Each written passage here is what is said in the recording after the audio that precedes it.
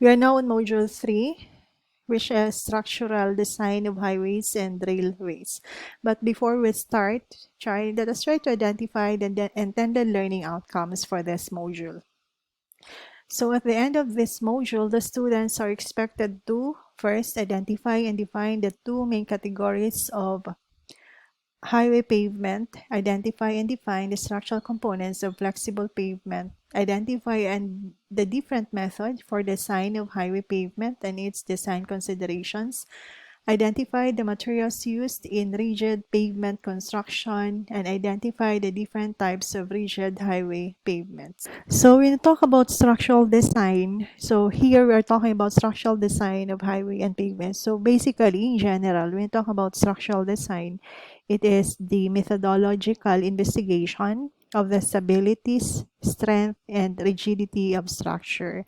So basically, what is the basic objective of structural analysis and design? So the basic objective for structural analysis and design is to produce a structure capable of resisting all applied loads without failure during its intended life. So meaning to say, for example, our structure is highway and railway. So basically, the basic objective for highway and railway is is to have a highway and a railway that is capable to resist all the applied load that may encounter during its intended life, during the lifespan of that particular structure. So let's talk about highway or the railroad or the highway or the roadways. So of course you are familiar what is a highway and a roadway. So basically, a highway pavement is actually divided into two main categories. So those categories is either the two categories that we're talking about is a rigid and flexible highway pavement. So when you talk about rigid pavement, it is actually constructed of Portland cement, concrete, such as it acts like a beam over any irregularities in the underlying supporting material. So that is basically talking about rigid pavement.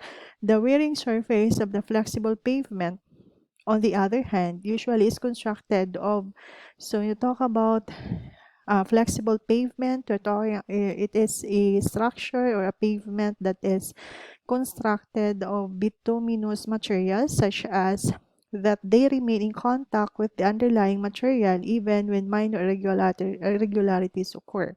So basically, flexible pavement consists of bituminous surface underlaid with a layer of granular material and a layer of a suitable mixture of coarse and fine materials.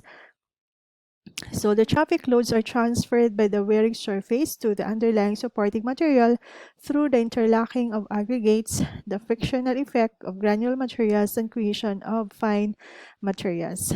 So in flexible pavement, it is subdivided. It is further subdivided into three subgroups. We have high type, intermediate type, and low type. So when you talk about high type pavement, it has a wearing surface that adequately support the expected traffic load without visible distress due to fatigue and are not susceptible to weather conditions.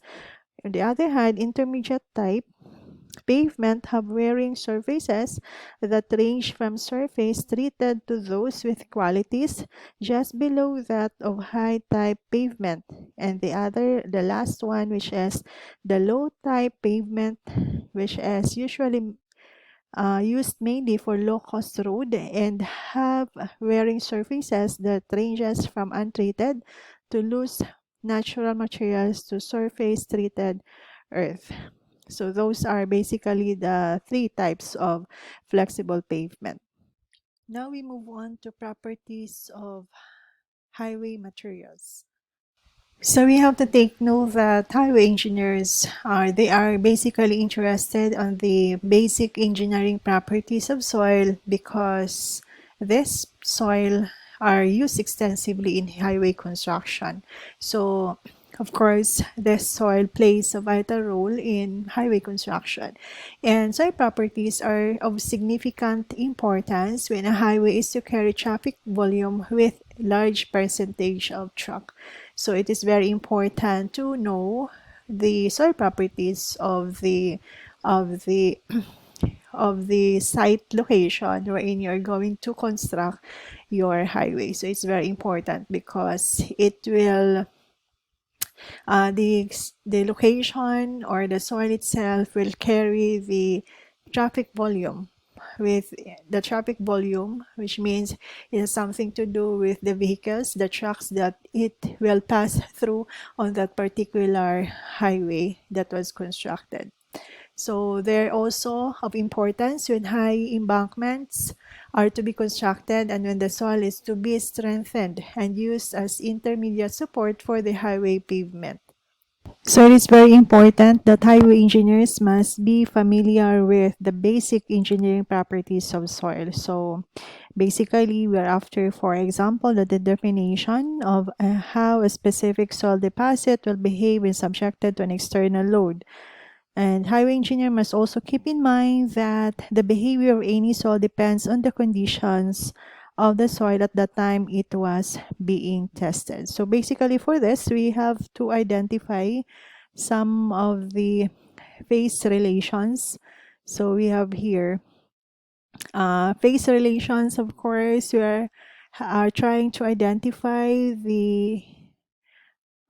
some of the properties of soil wherein basically a soil mass, as we have learned from our previous discussion, or as we are going to learn from as we learn from soil mechanics, it is important that we have to know the different minerals with spaces, the solid particles. We have to know that this soil mass consists of solid particles of different minerals with spaces between them. So we have to note that, of course, we learn that spaces is also known as voids, and it is being filled with air or water.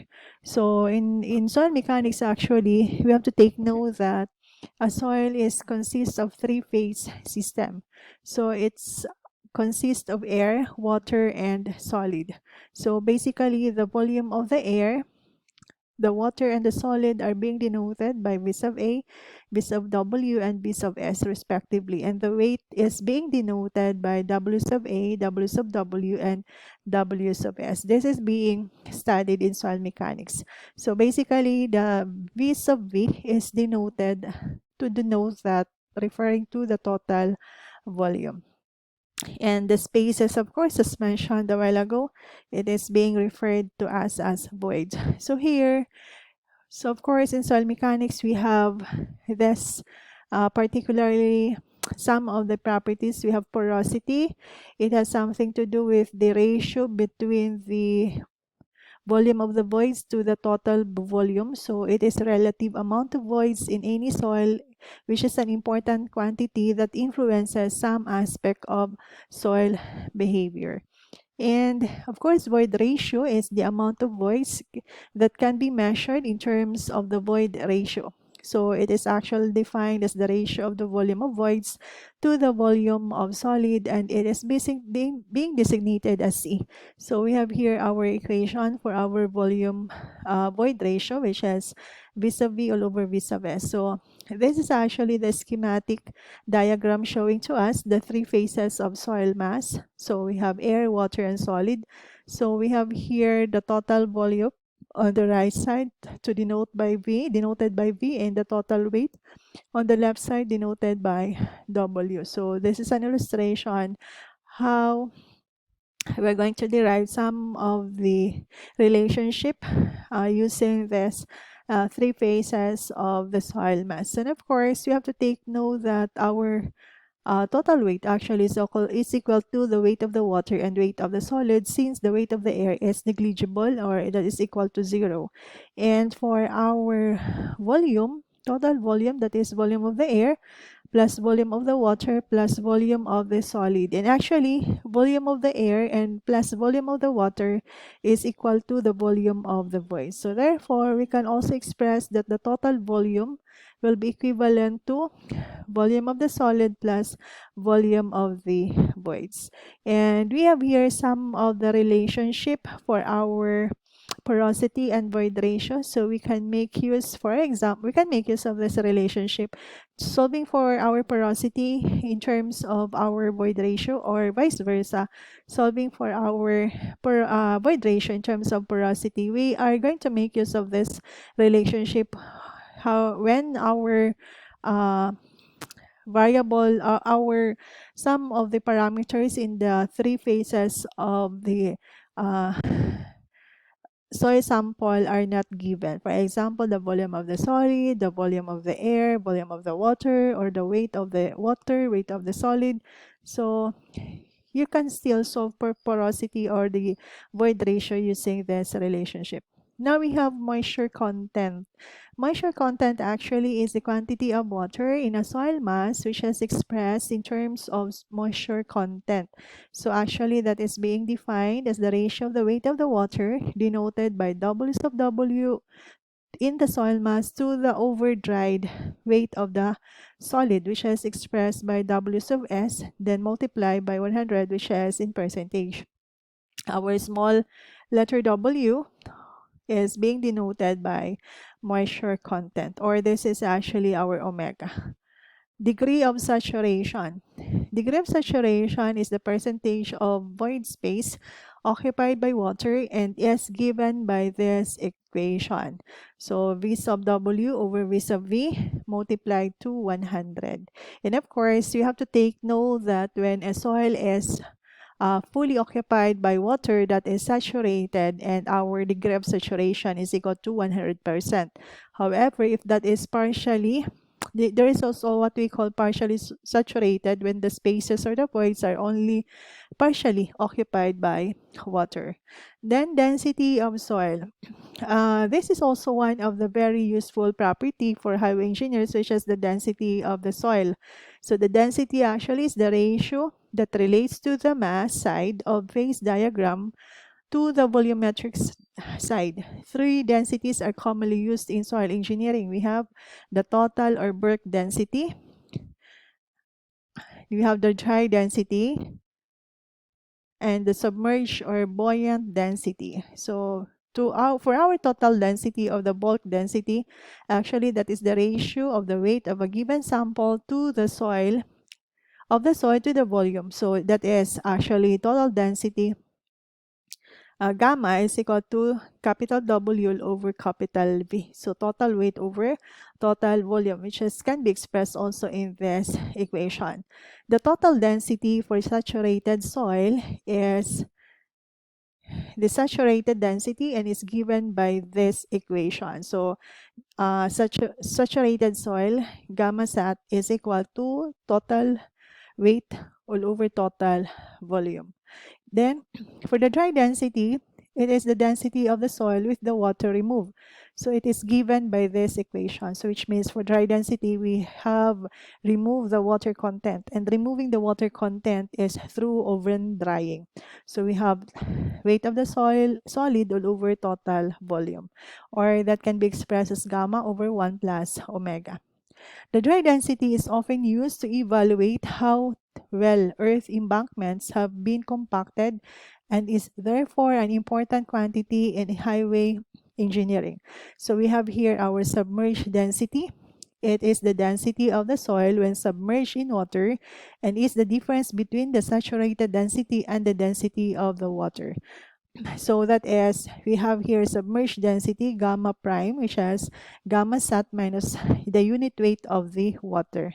And for the specific gravity of soil particle, it is actually the ratio of the density of the soil particle to the density of distilled water. So we have here also some other relationships. So we can have this a relationship to compute for the total density or bulk density. If you have the value for the specific gravity, degree of saturation, void ratio, and the unit weight of the water, so you can have this equation to compute for the total density or bulk density.